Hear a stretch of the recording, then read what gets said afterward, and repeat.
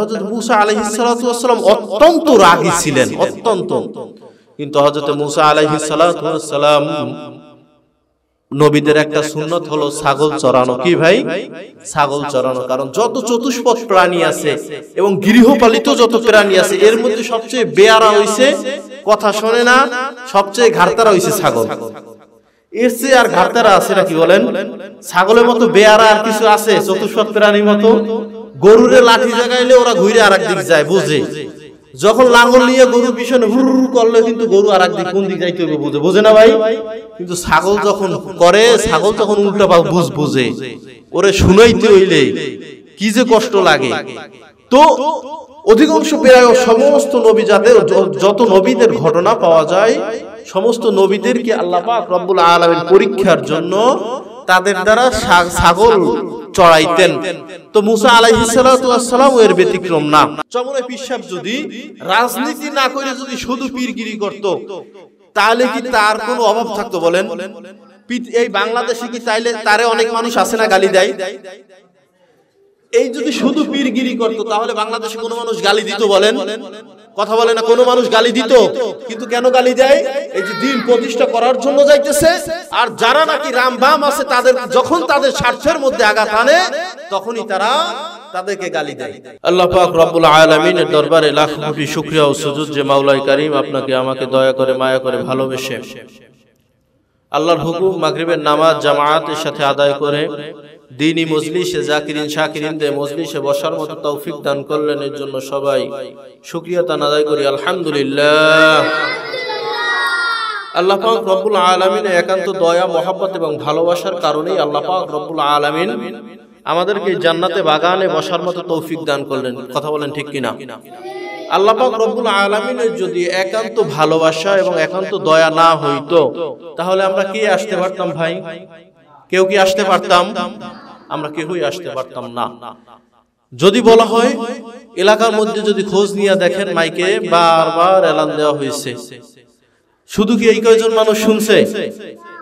অনেক মানুষ কিন্তু মাইকের এলান শুনতে পারছে, কিন্তু সবাইকে আল্লাহ পাক রব্বুল আলামিন কবুল করেন নাই বিধায় সবাই কিন্তু আসতে পারেন নাই। তদ্রূপভাবে আল্লাহ পাক রব্বুল আলামিন আপনাদেরকে কবুল করছেন বিধায় আল্লাহ পাক রব্বুল আলামিন সাথে সাথে তাড়াতাড়ি করে নিয়ে আসছেন। আল্লাহ পাক রব্বুল আলামিন ভিআইপি স্থানে আল্লাহ পাক রব্বুল আলামিন তার নিজস্ব কিছু বান্দা, তার বান্দা যখন ভালো কাজের নিয়ত করে তখন আল্লাহ পাক রব্বুল আলামিন তাদেরকে ইচ্ছা পোষণ করার দ্বারা আল্লাহ তাদেরকে নেকের কাজ করিয়ে থাকেন। মেরে মুহতারাম ভাইও, আল্লাহ পাক রব্বুল আলামিন বান্দাকে যখন একটা নেক কাজ করায়, হাজারটা না একটা নেক কাজ করায়, এই একটা নেক কাজের যদি শুকরিয়া সারা জীবন করা হয়, সারা জীবন যদি কিয়ামত পর্যন্ত যদি কোনো আল্লাহর বান্দা এবং বান্দি সিজদায় পড়িয়া যদি আল্লাহ পাক রব্বুল আলামিনের সিজদায় পড়িয়া থাকে তাহলেও তার নিয়ামতের শুকরিয়া আদায় হবে না। তো আল্লাহ পাক রব্বুল আলামিন আমাদেরকে জান্নাতে বাগানে বসার মতো তৌফিক দিয়েছেন। হয়তোবা কালকে এরকম সময় না জানি এই মজলিস অবশ্যই থাকবে না, কিন্তু হতে পারে আমাদের মধ্য থেকেও কোনো লোক এরকম হয়ে যাবে যে কালকে এরকম সময় দুনিয়ার মধ্যেও থাকবে না। এলাকার মধ্যে অনেক লোক আছে। আল্লাহ পাক রব্বুল আলামিনের শুকরিয়া আদায় করার দ্বারা কি ফায়দা নাকি ক্ষতি ভাই? ফায়দা আছে ভাই। কিভাবে ফায়দা? আল্লাহ পাক রব্বুল আলামিনের নবী জনাবে মূসা আলাইহিস সালাতু ওয়াস সালাম তার জমানায় একটা কাহিনী বললে বুঝতে পারবেন যে আল্লাহ পাক রব্বুল আলামিন সর্বদা সর্বহালতে সব সময় যদি আল্লাহ পাক রব্বুল আলামিনের শুকরিয়া আদায় করা যায় তাহলে আল্লাহ পাক রব্বুল আলামিন বান্দাদের নিয়ামত যে বাড়াইয়া দেয়। আল্লাহ পাক রব্বুল আলামিন কুরআনুল কারীমের মধ্যে বলেন, লা ইন শাকারতুম লা আযীদান্নাকুম ওয়া লা ইন কাফারতুম ইন্না আযাবি লাশাদীদ। হয়তোবা আপনারা ওয়াজের ময়দানে, মসজিদে জুমার ময়দানে এই আয়াতটা শুনতে শুনতে অধিকাংশ মানুষের প্রায় মুখস্থ হয়ে গেছে। হয়তোবা অনেকের মুখের ঠোঁটে আছে কিন্তু বলতে পারি না, এরকম অধিকাংশ মানুষের। কিন্তু এই আয়াত শুনে না এমন কোন বান্দা কিন্তু নাই, খুব কম আছে যারা, অধিকাংশ মানুষের এই আয়াতটা মুখস্থ। কিন্তু আয়াতের মধ্যে আল্লাহ পাক রব্বুল আলামিন যা বলছেন আমরা আমলে আসলে পরিণত করতে পারতেছি না। এর একমাত্র কারণ হচ্ছে আমরা আসলে গাফেল। আমরা যদি গাফেল না থাকতাম আমরা যদি আমলের প্রতি আমাদের যদি কোনো গরজ থাকতো, আমলের প্রতি যদি আমাদের মহব্বত থাকতো, ভালোবাসা থাকতো, আমরা যদি গাফেল না হইতাম, তাহলে আল্লাহ পাক রব্বুল আলামিন যখনই কোনো নেক কাজ করার সুযোগ দেন, তখনই আল্লাহ পাক রব্বুল আলামিন আরেকটা নেক কাজ করার জন্য আল্লাহ শুকরিয়া আদায় করতাম। আল্লাহ পাক রব্বুল আলামিন কুরআনুল কারীমের মধ্যে বলেন, লা ইন শাকারতুম লা আযীদান্নাকুম ওয়া লা ইন কাফারতুম ইন্না আযাবি লাশাদীদ। আল্লাহ পাক রব্বুল আলামিন তার বান্দাদেরকে বলে, ও বান্দা, ও বান্দি, তোমরা যারা আল্লাহ পাক রব্বুল আলামিন অর্থাৎ আমার যারা শুকরিয়া আদায় করো, আমি তোমাদের নিয়ামতটা আরো বাড়াইয়া দেই। আর যারা নাকি নিয়ামত পাইয়া আল্লাহ পাক রব্বুল আলামিনের শুকরিয়া আদায় করো না, আল্লাহ পাক রব্বুল আলামিন তাদের থেকে শুধু নিয়ামত ছিনাইয়াই নেয় না, বরং তাদেরকে আরো কঠিন আযাবের মধ্যে ফেলেন। জনাবে মুসা আলাইহিস সালাতু ওয়াস সালাম, তিনি ছিলেন কালিমুল্লাহ। কি ছিলেন ভাই? কালিমুল্লাহ। আল্লাহ পাক রব্বুল আলামিন তাকে এমন একটা স্পেশাল পাওয়ার দিলেন, এমন একটা স্পেশাল পাওয়ার দিলেন, যে স্পেশাল পাওয়ারে হযরত মুসা আলাইহিস সালাতু ওয়াস সালাম তুর পাহাড়ে গেলে আল্লাহ পাক রব্বুল আলামিনের সাথে কথা বলতে পারতেন। বলেন না সুবহানাল্লাহ। এই স্পেশাল পাওয়ার কেন দিলেন? ধৈর্য। হযরত মুসা আলাইহিস সালাতু ওয়াস সালাম, তার ইতিহাস যদি পড়া হয় তাহলে দেখা যায় হযরত মুসা আলাইহিস সালাতু ওয়াস সালামের মতো রাগী আর কোন নবী ছিলেন না। ইতিহাসের মধ্যে পাওয়া যায়, কোরআনের মধ্যে পাওয়া যায়, হযরত মুসা আলাইহিস সালাতু ওয়াস সালাম অত্যন্ত রাগী ছিলেন, অত্যন্ত। কিন্তু হযরত মুসা আলাইহিস সালাতু ওয়াস সালাম, নবীদের একটা সুন্নত হলো ছাগল চড়ানো। কি ভাই? ছাগল চড়ানো। কারণ যত চতুষ্পদ প্রাণী আছে এবং গৃহপালিত যত প্রাণী আছে, এর মধ্যে সবচেয়ে বেয়ারা হইছে, কথা শোনে না, সবচেয়ে ঘাড়তারা হইছে ছাগল। এর চেয়ে আর ঘাড়তারা আছে নাকি বলেন? ছাগলের মতো বেয়ারা আর কিছু আছে চতুষ্পদ প্রাণীর মতো? গরুরে লাঠি জাগাইলে ওরা ঘুরে আরেক দিক যায়, বুঝে। যখন লাঙ্গল নিয়ে গরুর পিছনে হুর করলে কিন্তু গরু আরেক দিক, কোন দিক যাইতে হবে বুঝে, বোঝে না ভাই? কিন্তু ছাগল যখন করে, ছাগল তখন উল্টা বুঝে। ওরে শুনাইতে হইলে কি যে কষ্ট লাগে। তো অধিকাংশ প্রায় সমস্ত নবী জাতের যত নবীদের ঘটনা পাওয়া যায়, সমস্ত নবীদেরকে আল্লাহ পাক রব্বুল আলামিন পরীক্ষার জন্য তাদের দ্বারা ছাগল চড়াইতেন। তো মুসা আলাইহিস সালাতু ওয়াস সালাম এর ব্যতিক্রম না। হযরত মুসা আলাইহিস সালাতু ওয়াস সালাম হযরত শুআইব আলাইহিস সালাতু ওয়াস সালামের ছাগল চড়াইতেন। ছাগল নিয়ে মরুভূমিতে ঘুরলেন, ঘুরতে ঘুরতে হঠাৎ একটা বেয়ারা ছাগল তার পাল থেকে ছুটে গেছে। বেয়ারা ছাগল যখন পাল থেকে ছুটে গেছে, সারাদিন দৌড়াদৌড়ি করতে করতে করতে করতে সন্ধ্যার সময় হযরত মুসা আলাইহিস সালাতু ওয়াস সালামের হাতে ধরা পড়লেন। অন্য সব রাখালরা চিন্তা করতেছে, ওরে আল্লাহ, এই যে মুসা আলাইহিস সালাতু ওয়াস সালাম যেই রাগী, হয়তোবা ছাগল ধইরা এক পা ধরে আরেক পা মধ্যে পাড়া দিয়ে ছিঁড়েই ফেলাইবে। মুসা আলাইহিস সালাতু ওয়াস সালাম এত রাগী, এই ছাগল যে সারাদিন তাকে এত কষ্ট করাইছে, হয়তোবা ধইরা আছাড় দিয়ে মাইরে ফেলাবে, তা নইলে কি করবে, এক পার মধ্যে পাড়া দেব আর এক পা ছেড়েই ফেলাইবে। কিন্তু তো তা করলেন না। হযরত মুসা আলাইহিস সালাতু ওয়াস সালাম সন্ধ্যার দিকে ছাগলটা ধইরা, ছাগলটারে জড়াইয়ে ধরে বলে, ও ছাগল, সারাদিন তো আমাকে দৌড়ে এনে দিলি, সারাদিন তোমার পিছনে দৌড়াইতে দৌড়াইতে আমিও ক্লান্ত, তুমিও ক্লান্ত। আমি যদি বাসায় যাই, আমার খাদেমা আছে, আমি যদি বাসায় যাই, আমার বাসায় লোক আছে, আমার পা ব্যথা করতেছে, আমি যদি ইচ্ছা হয় তাহলে আমি একটু খিদমত নিতে পারবো। তুমি তো ছাগল, তোমার তো কোনো খাদেম নাই, তুমি তো ছাগল, তোমার বাসায় এমন কেউ নাই যে তোমার খিদমত করবে। ছাগল রে, সারাদিন তোমারও কষ্ট হইছে, আমারও কষ্ট হইছে, আমি বাসায় যাই বরং কিছুটা খিদমত নেব। এখন তোমার একটু পাও টিপা দিয়া কিছুটা খিদমত কইরা যাই। বলেন না সুবহানাল্লাহ।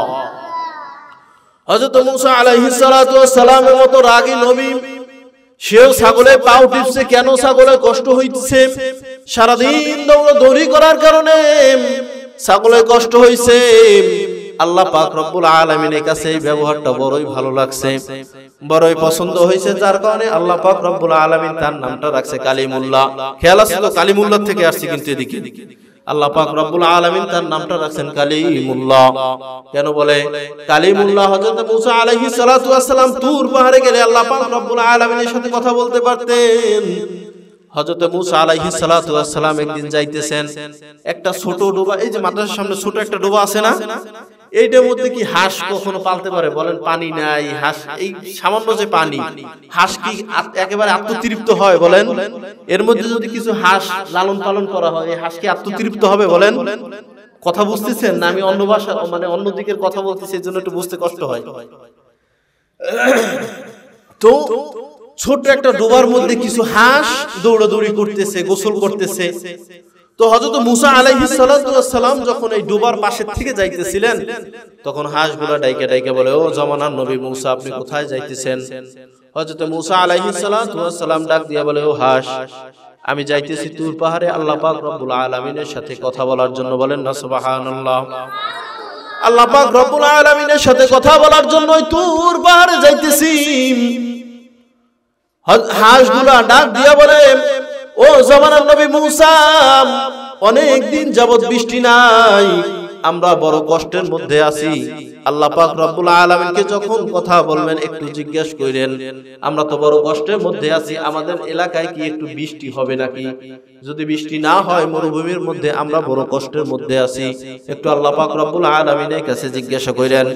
হযরত মুসা আলাইহিস সালাতু ওয়াস সালাম আল্লাহ পাক রব্বুল আলামিনের কাছে যখন তুর পাহাড়ে চলে গেলেন, তখন আল্লাহ পাক রব্বুল আলামিনের কাছে আরজি করলেন, আল্লাহ, তোমার বান্দা কিছু হাঁস, তোমার বান্দা কিছু হাঁস, এই হাঁসগুলা আসার সময় ডাইকে ডাইকে বলে, দুনিয়ার মধ্যে অনেক দিন যাবত বৃষ্টি হয় না, তারা বড় কষ্টের মধ্যে আছে, পানির অভাবে বড়ই কষ্টের মধ্যে আছে। তোমার কাছে একটু জিজ্ঞেস করতে বললো, তুমি কখন বৃষ্টি দিবা? আল্লাহ পাক রব্বুল আলামিন হযরত মুসা আলাইহিস সালাতু ওয়াস সালামের কাছে বললেন, ও মুসা, আমি নিয়ত করেছি 40 বছর পরে বৃষ্টি দেব। কত বছর পরে? বাবারা বলেন না, কত বছর পরে? 40 বছর পরে বৃষ্টি দেব। হযরত মুসা আলাইহিস সালাতু ওয়াস সালাম আবার ফিরে যখন চলে আসতেছে, আবার ওই কূপের কাছে হাঁসগুলোর সাথে দেখা। হাঁসগুলোর সাথে যখন দেখা হয়, হাঁসগুলা ডেকে বলে, ও জামানার নবী মুসা, আল্লাহর কাছে কথা জিজ্ঞাসা করতে বলছিলাম, জিজ্ঞাসিনি? হযরত মুসা আলাইহিস সালাতু ওয়াস সালাম বলে, হাঁস, আল্লাহকে জিজ্ঞাসা করছিলাম, আল্লাহ বলে কমপক্ষে 40 বছর পরে বৃষ্টি দিবে। সমস্ত হাঁস এক বাক্যে বলে আলহামদুলিল্লাহ। কি বলছে? 40 বছর পরে বৃষ্টি হবে, অথচ হাঁসগুলো কি বলতেছে? আলহামদুলিল্লাহ। আচ্ছা, হাঁস কি 40 বছর বাঁচছে সাধারণত? বলেন তো, কথা বলেন না, বাঁচে? হাঁস কিন্তু সাধারণত 40 বছর বাঁচে না। হাঁসগুলা জানতো 40 বছর পরে বৃষ্টি হবে, আমরা বাঁচিয়ে থাকবো না। আমরা যদি এখন আল্লাহ পাক রব্বুল আলামিনের শুকরিয়া নাও করি, তবু আল্লাহ পাক রব্বুল আলামিন 40 বছর পরেই বৃষ্টি দিবেন। আর যদি শুকরিয়া করি, আল্লাহ পাক রব্বুল আলামিন 40 বছর পরে বৃষ্টি দিবেন। আমরা যদি দুনিয়ার সমস্ত হাঁস, সমস্ত মানুষ নিয়েও যদি এর বিরোধিতা করি, তবুও 40 বছরে আগে বৃষ্টি নামানো সম্ভব না। অতএব শুধু শুধু বিরোধিতা করে লাভ নাই। বৃষ্টি আল্লাহর মর্জি, আল্লাহ যেদিন দেয় আমরা আল্লাহ শুকরিয়া আদায় করি। বলেন না সুবহানাল্লাহ। যখন শুকরিয়া আদায় করলেন, আল্লাহ পাক রব্বুল আলামিন এত খুশি হয়ে গেলেন যে, আরে হাঁস, তোরা তো 40 বছর বাইচে থাকবি না, হয়তোবা তার পরের প্রজন্ম তারা বৃষ্টি পাইব না, তার কয়েক প্রজন্ম পরে 40 বছর পরে তারা বৃষ্টি পাবে। অথচ 40 বছর পরে বৃষ্টি শোনার সাথে সাথেও তোরা আলহামদুলিল্লাহ বললি। যার খুশি হইয়া আল্লাহ পাক রব্বুল আলামিন সাথে সাথে দুনিয়ার মধ্যে বৃষ্টি দিয়ে দেন। বলেন না সুবহানাল্লাহ। তো আল্লাহ পাক রব্বুল আলামিনের শুকরিয়া আদায় করলে কি নিয়ামত বাড়ে নাকি কমে? সবাই বলেন না, বাড়ে নাকি কমে? তো আল্লাহ পাক রব্বুল আলামিনের যখন শুকরিয়া আদায় করা হয়, যত বিপদ, এখন আমাদের মধ্যে অভ্যাস হয়ে গেছে কি, আমি যদি একটু বিপদে পড়ি, আল্লাহ খালি আমারই চোখে দেখছে। বলি না ভাই? আপনাদের এলাকা বলে না, আল্লাহ খালি আমারই চোখে দেখছে, খালি একটা পরে একটা বিপদ আসতেই আছে, এই কথা বলে না? অথচ আমরা কত অবুঝ। দেখেন, আল্লাহ পাক রব্বুল আলামিনের কাছে যদি সঠিকভাবে দোয়া করা যাইত, আল্লাহ পাক রব্বুল আলামিনের কাছে যদি সঠিকভাবে দোয়া করা যাইত, তাহলে আল্লাহ পাক রব্বুল আলামিন হাঁসকে যদি 40 বছর পরে ওয়াদা থাকা সত্ত্বেও 40 বছর আগে বৃষ্টি দিতে পারেন, তাহলে আমরা তার শ্রেষ্ঠ মাখলুক মানুষ শ্রেষ্ঠ মাখলুক মানুষ যদি আমরা আল্লাহ পাক রব্বুল আলামিনের কাছে সঠিকভাবে চাইতে পারতাম, তাহলে কি আল্লাহ পাক রব্বুল আলামিন আমাদের কোনো অভাব অনটন রাখতেন বলেন? আমাদের কি কোনো অভাব অনটন থাকতো? কোনোদিন থাকতো না। এজন্য আল্লাহ পাক রব্বুল আলামিনের সিফাতি যে নামগুলো আছে, আল্লাহ পাক রব্বুল আলামিনের যে শুকরিয়া, যখন যে হালতেই থাকি না কেন, এজন্য অনেকে জিজ্ঞেস করলে দেখবেন বলে কি, কেমন আছেন? ভালো, আপনাদের দোয়ায় ভালো। অথচ বলা উচিত কি? আলহামদুলিল্লাহ। কি বলা উচিত ভাই? আল্লাহ শুকরিয়া আদায় করা। তাহলে কি হয়? আল্লাহ পাক রব্বুল আলামিন খুশি হয়ে যায়। দেখো যে মানুষ সব সময় কিন্তু এক হালতের উপরে থাকে না, কখনো ভালো কখনো মন্দ, কিন্তু যখন সব সময় আলহামদুলিল্লাহ বলবেন, আল্লাহ পাক রব্বুল আলামিন অত্যন্ত খুশি হয়ে যাবেন এবং আপনাকে অবশ্যই ভালো স্থানে ভালো জায়গার মধ্যে রাখবেন। মেরে মুহতারাম ভাইও, সময় খুব সংক্ষেপ, তবু আপনাদের সামনে একটা আয়াত আমি পাঠ করেছি, এই আয়াতটা শুধু তরজমা বলবো ইনশাআল্লাহ। এর আগে বুঝানোর জন্য আল্লাহ পাক রব্বুল আলামিন তার দুনিয়ার মধ্যে বান্দাদেরকে প্রেরণ করছেন। আল্লাহ পাক রব্বুল আলামিন আমাদেরকে প্রেরণ করছেন না ভাই? কোনো তো উদ্দেশ্য আছে নাকি ভাই? আমরা সন্তানাদি নেই, আমরা সন্তানাদি নেওয়ার পিছনেও তো অনেক উদ্দেশ্য আছে নাকি? অনেক উদ্দেশ্য আছে কিনা? অনেক উদ্দেশ্য। কিন্তু আল্লাহ পাক রব্বুল আলামিন তার বান্দাদেরকে দুনিয়ার মধ্যে প্রেরণ করার পিছনে অনেক উদ্দেশ্য আছে। উদ্দেশ্য হচ্ছে আল্লাহ পাক রব্বুল আলামিনের জমিনে আল্লাহর দ্বীনকে প্রতিষ্ঠা করা, আল্লাহর জমিনে আল্লাহর দ্বীনকে প্রতিষ্ঠা করা। এখন আল্লাহর দ্বীন আল্লাহর জমিনে কিভাবে প্রতিষ্ঠা করব? আল্লাহ পাক রব্বুল আলামিন বলছে কিন্তু আকিমিস সালাহ। কি বলছে ভাই? আকিমিস সালাহ, তোমরা নামাজকে প্রতিষ্ঠা করো। এখন নামাজ প্রতিষ্ঠা হবে কিভাবে? নামাজের পরিবেশ যখন করা হবে, যখন আমি এলাকার মধ্যে আমার মাধ্যমে যখন আরো 10টা মানুষ যখন নামাজি হবে, যখন আমি নামাজের পরিবেশ করতে পারবো, তখনই আমার নামাজের পরিবেশ, নামাজ কায়েম করা হবে। আমরা মুসলমান সবচেয়ে পিছিয়ে গেছি কেন? আমরা মুসলমান যখন আমাদের ঐতিহ্যকে ভুলে গেছি, আমরা মুসলমান যখন আমাদের মুসলমানিত্বকে ভুলে গেছি, আমরা মুসলমান যখন ঈমানের দিকে দুর্বল হয়ে গেছি, তখন থেকেই আমরা আস্তে আস্তে নিচু হয়ে যাচ্ছি। আস্তে আস্তে আমাদের অবস্থান দেখবেন, মুসলমানদের অবস্থান আস্তে আস্তে যখন আমাদের ঈমান দুর্বল হয়ে গেছে, তখন মুসলমানদের অবস্থান আস্তে আস্তে নিচু হয়ে যাচ্ছে, নিচুর দিকে যাচ্ছে, নিচের দিকে যাচ্ছে। কথা বলেন ঠিক কিনা? আর যদি মুসলমানদের ঈমান আকীদা সবকিছু, ঈমানকে আমরা যদি মজবুতির সাথে, আমরা যদি আমাদের ঈমান আকীদাকে মজবুতির সাথে যদি আমরা পোষণ করতে পারতাম, আমাদের ঐতিহ্যকে যদি আমরা ধরে রাখতে পারতাম, আমরা যদি সাহাবাওয়ালা ঈমানদেরকে ধরে রাখতে পারতাম, আমরা যদি সেভাবে ঈমানদার হতাম, তাহলে কোনো কাফের, কোনো বেঈমান কোনোদিন আমাদের সামনে দাঁড়িয়ে কথা বলার মতো সাহস রাখতো না। আর যখন আমরা আমাদের ঈমান থেকে, আমাদের আকীদা থেকে, আমাদের ঐতিহ্য থেকে পিছিয়ে সরে যাচ্ছি, যখন আমরা শুধু মুসলমানিত্ব পালন করতেছি, যখন শুধু আমার মধ্যেই ঈমান আকীদা আমার মধ্যেই যদি যখন শুধু আমলের মধ্যেই ঢুকে যাইতেছি, যখন দ্বীন প্রতিষ্ঠা কোনো চিন্তা ভাবনা মাথার ব্যথা না হয়। সাধারণ একটা উদাহরণ দিলে বুঝবেন। চমনে পীর সাহেব যদি রাজনীতি না করে যদি শুধু পীরগিরি করত, তাহলে কি তার কোনো অভাব থাকতো বলেন? এই বাংলাদেশে কি তাইলে তারে অনেক মানুষ আছে না গালি দেয়? এই যদি শুধু পীরগিরি করত, তাহলে বাংলাদেশে কোনো মানুষ গালি দিত বলেন? কথা বলে না, কোনো মানুষ গালি দিত? কিন্তু কেন গালি দেয়? এই যে দ্বীন প্রতিষ্ঠা করার জন্য যাইতেছে, আর যারা নাকি রামবাম আছে, তাদের যখন তাদের স্বার্থের মধ্যে আঘাত আনে, তখনই তারা তাদেরকে গালি দেয়। এর জন্য দ্বীন প্রতিষ্ঠা করার জন্য যখন আমরা রাস্তায় নামবো, দ্বীন প্রতিষ্ঠা করার জন্য যখনই আমরা চেষ্টা করব, তখনই দেখবেন আপনার আমার শত্রুর কোনো অভাব নাই। যখন দেখেন দ্বীন প্রতিষ্ঠা করার জন্য যখনই আমরা দ্বীনের প্রতি, দ্বীনের কথা বলবো, তখনই দেখবেন রামবামদের পিছন চলা শুরু হয়ে গেছে। আমরা ঐতিহ্য ভুলে গেছি। আমাদের মুসলমানদের ঐতিহ্য কি ছিল? আমরা তো মুসলমান বীরের জাতি, আমরা মুসলমান খালেদ সাইফুল্লাহর জাতি, আমরা মুসলমান হযরত ওমরের জাতি, আমরা মুসলমান হানজালার জাতি। আমরা এমন হানজালার জাতি যে হানজালা গোসল ফরজ হওয়া সত্ত্বেও গোসল করার সুযোগ পায় না, জিহাদের ময়দানে চলে গেছে। বলেন সুবহানাল্লাহ।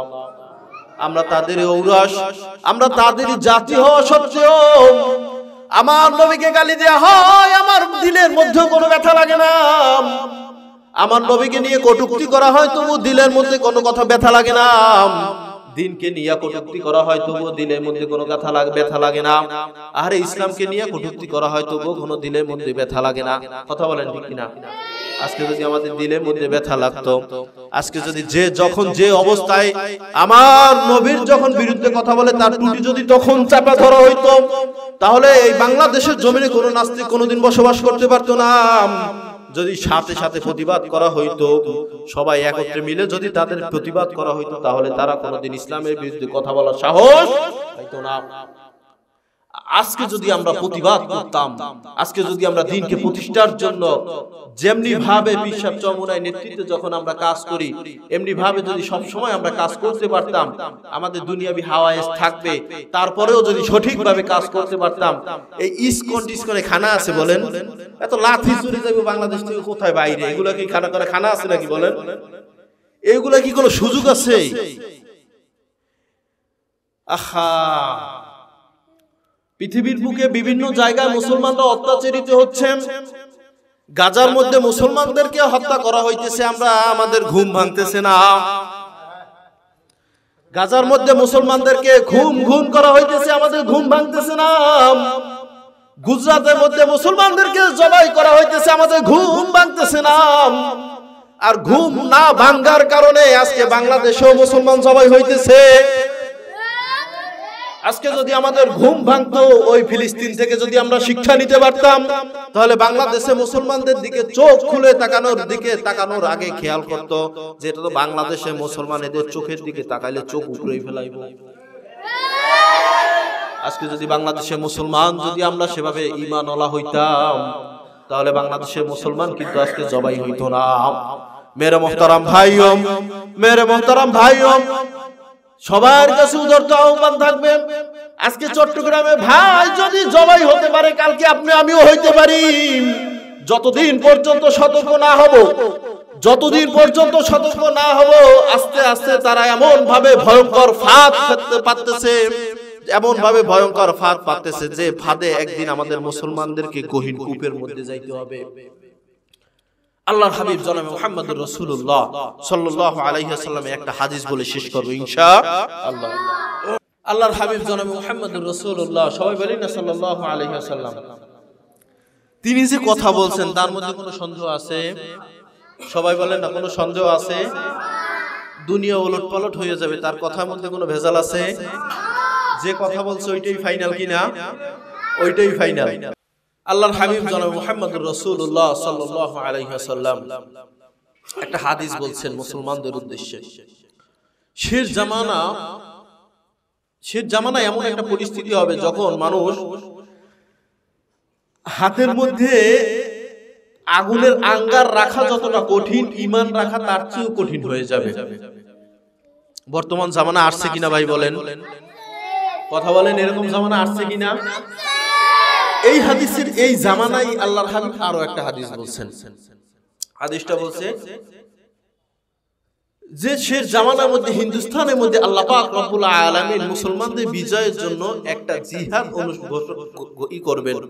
জিহাদ হবে যেটা দ্বীনের জন্য, যেটা মুসলমানদের জন্য, ইসলাম রক্ষার জন্য যে জিহাদটা হবে, কাফেরদের বিরুদ্ধে হবে, এবং আল্লাহ পাক রব্বুল আলামিন যে জিহাদের মধ্যে মুসলমানদের বিজয় দান করবে। বলেন না সুবহানাল্লাহ। কি বলছে বলেন না, কি বলছে? আল্লাহর হাবিব জনাবে মুহাম্মদুর রাসূলুল্লাহ সাল্লাল্লাহু আলাইহি ওয়াসাল্লাম বলছেন। আল্লাহর হাবিব জনাবে মুহাম্মদুর রাসূলুল্লাহ সাল্লাল্লাহু আলাইহি ওয়াসাল্লাম বলছেন, শেষ জামানায় এমন একটা জামানা আসবে,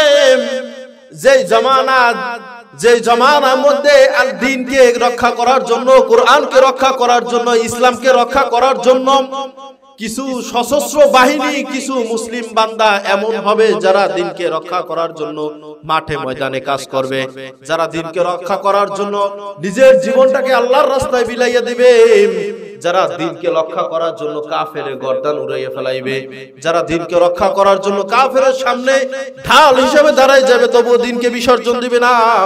আর আল্লাহর হাবিব ওই সমস্ত বান্দাদের জন্য কিছু সুসংবাদ দিছে। শুনবেন নাকি সুসংবাদটা? বলবো সুসংবাদ। আল্লাহর হাবিব জনাবে মুহাম্মদুর রাসূলুল্লাহ বলেন, ওই সমস্ত বান্দাদের জন্য সুসংবাদ হলো, ওই সমস্ত বান্দারা যারা নাকি এই গজওয়ে হিন্দের মধ্যে শরীক হবে, যারা জীবিত থাকবে তারা বদরি সাহাবীদের মতো, তারা জীবিত থাকবে, তারা বদরি সাহাবীদের মর্যাদা পাবে। বলেন না সুবহানাল্লাহ। আর যারা নাকি শহীদ হয়ে যাবে, যে সমস্ত আল্লাহর বান্দারা গজওয়ায়ে হিন্দের মধ্যে শহীদ হয়ে যাবে, ওই সমস্ত আল্লাহর বান্দাদেরকে আল্লাহ পাক রব্বুল আলামিন বদরের যুদ্ধে যে সমস্ত সাহাবায়ে কিরাম শহীদ হয়েছেন তাদের সাথে জান্নাত দিয়ে দেবে। এই যে একটা সুযোগ, এই সুযোগটা কি বারবার আইব বলেন? কথা বলেন, আসবে? আসবে না, আসবে না, আসবে না। মেরে মুহতারাম ভাইও, হয়তো আপনাদের কষ্ট হইতেছে, কিন্তু এই জন্য বলতেছি, ওয়াল্লাহি একেবারে আল্লাহর কসম করে বলতেছি, অনেক জায়গা দেখি তো সাধারণত এই বিষয়ে কেউ কথা বলে না, এর জন্য টুকটাক কিছু কথা বলতে হয়, না হইলেই নয়। কেন বলতেছি?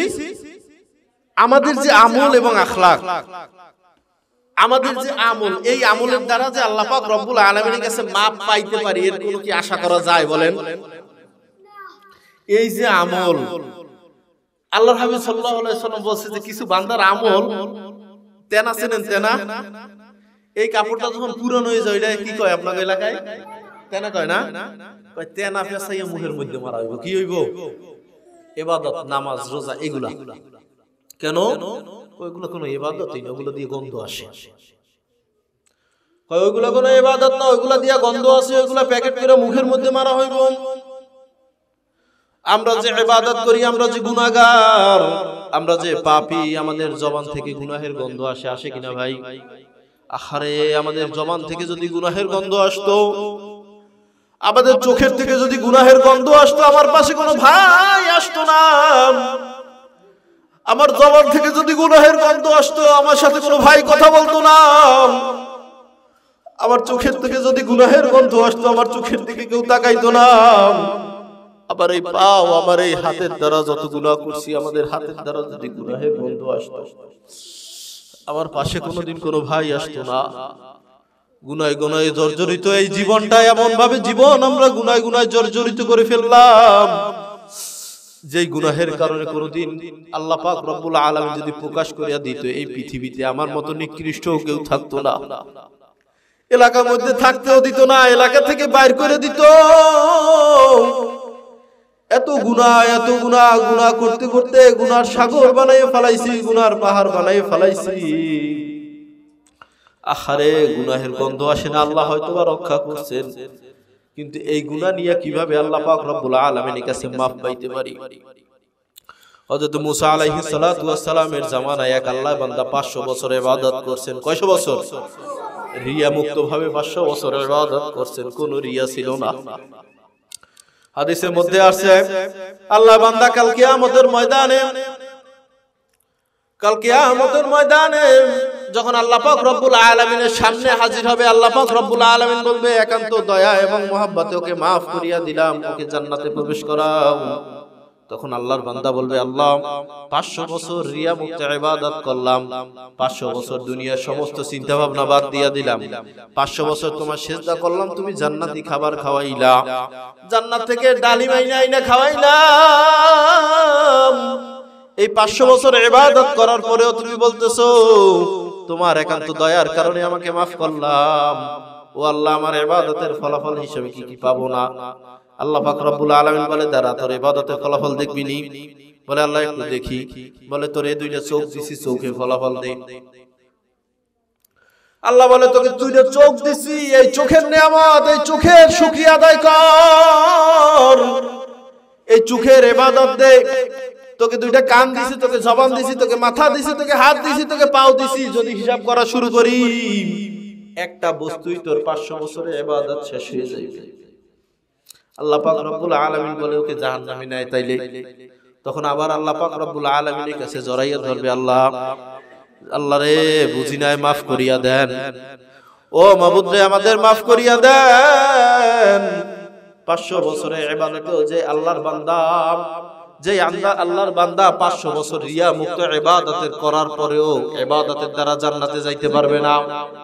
ওই আল্লাহর বান্দা যদি 500 বছর ইবাদত করার পরেও ইবাদতের দ্বারা জান্নাতে না যাইতে পারি, আপনার আমার ইবাদত কি? আপনার আমার এই ইবাদত দ্বারা কি জান্নাতে যাওয়া কোনোদিন সম্ভব নি? কথা বলেন, কোনোদিন কি সম্ভব? বলেন, কোনোদিন সম্ভব না।